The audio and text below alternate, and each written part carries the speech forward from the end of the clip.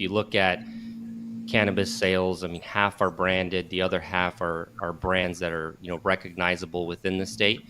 But what's unique about it is that you can't market a brand outside of your state.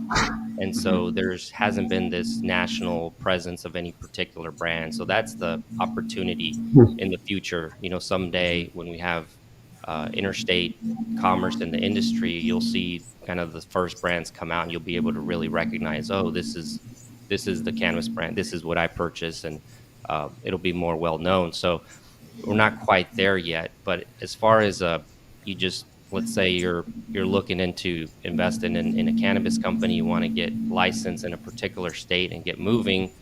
Um, there's three parts in the supply chain, which is really the very beginning, the cultivation, the manufacturing of the product, the distribution, and then at the end is the retail. So think dispensaries and the retail side of the business.